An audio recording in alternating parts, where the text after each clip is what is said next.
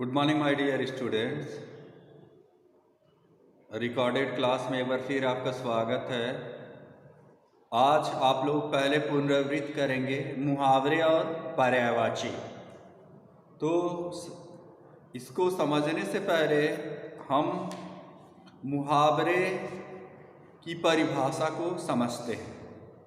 मुहावरे क्या है और लोकोक्ति क्या है, तो दोनों में अंतर होता है। मुहावरे भाषा में मूल अर्थ से भिन्न विशेष अर्थ प्रकट करने वाले जो शब्द प्रयोग होते हैं या जो वाक्य होते हैं उनको मुहावरे कहते हैं।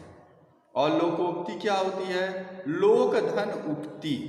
हमारे यहाँ जो लोगों के बीच में उक्ति प्रसिद्ध होती है, कथन प्रसिद्ध होता है, जैसे नाच न जाने आंगन टेढ़ा, आए थे हरिभजन को ओटन लगे कपास,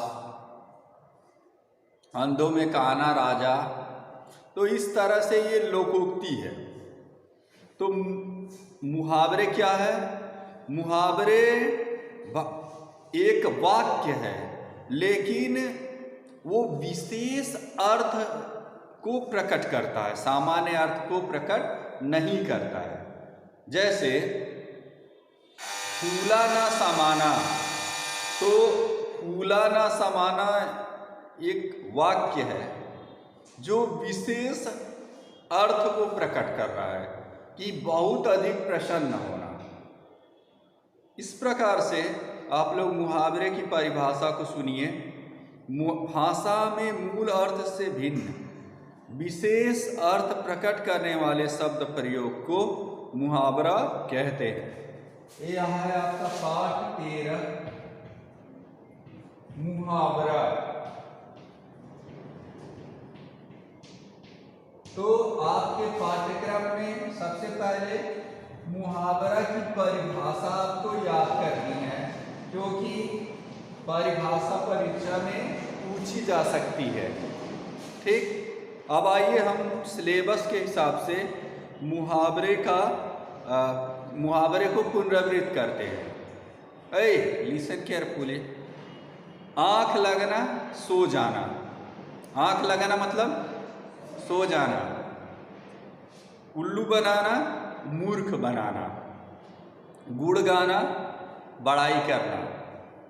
सिर पर चढ़ना प्यार के कारण बहुत ढीठ हो जाना। जैसे कुछ बच्चे ये सिर पर चढ़ जाते हैं, माँ बाप के बदमाशी करते हैं। ठीक, दांत खट्टे करना हरा देना। हावी होना भारी पड़ना। बाल बाल बचना मुश्किल से बचना। टस से मस न होना कुछ असर न पड़ना। महंगा पड़ना परेशानी का कारण बनना। अब आइए हम इससे थोड़ा सा और आगे बढ़ते हैं। अब ऐसे भी इस मुहावरे का वाक्य प्रयोग किस प्रकार से होगा? आँख लगना सो जाना। चौकीदार की आँख लगते ही चोर दुकान का सारा माल चुरा ले गए। उल्लू बनाना मूर्ख बनाना।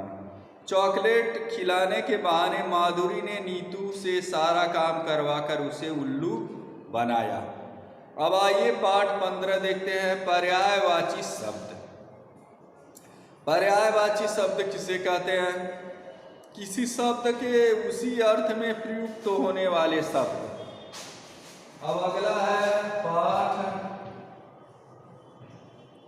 15।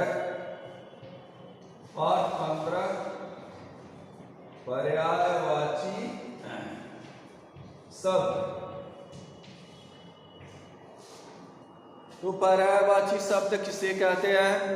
किसी शब्द के उसी अर्थ में प्रयुक्त होने वाले शब्द पर्यायवाची शब्द कहलाते हैं। इन्हें समानार्थी शब्द भी कहते हैं। नीचे कुछ पर्यायवाची शब्द दिए गए हैं। पहला है पक्षी। पक्षी का पर्याय है खग, विहग। क्या क्या है पक्षी का पर्यायवाची? खग, विहग, नभचर, अंडज।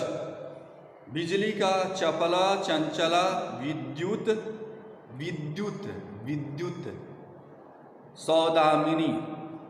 ठीक, बोलो तुम लोग। बिजली का पर्यायवाची है चपला, चपला, चंचला, विद्युत और सौदामिनी।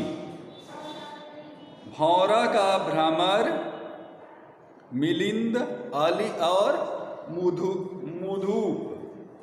फिर वायु का हवा, पवन और समीर। वृक्ष का पेड़, द्रुम, तरु, विटप, पादप। 2 मिनट रुक जाओ बेटा, 2 मिनट बैठ जाओ। शरीर, काया, तन, देह, कलेवर। ठीक है। शत्रु का अरि, रिपु, वैरी, दुश्मन। सोना का स्वर्ण, कनक, हेम, सुवर्ण। सांप का सर्प, सर्प, नाग, भुजंग, विषधर, व्याल। सूर्य का दिनकर, सूर्य का दिनकर, भास्कर, रवि, सूरज, दिवाकर और भानु। इसके बाद है स्त्री का नारी, महिला, अबला, कांता, रमणी, वामा, वनिता। ये स्त्री का पर्यायवाची। इसके बाद है स्वर्ग का देवलोक, सुरलोक, अमरपुरी। देवलोक, सुरलोक, अमरपुरी और दीव। बादल का मेघ, जलद, जलधर। फिर वन, वारिद और घटा। फिर रात का निशा, यामिनी, रजनी और रात्रि।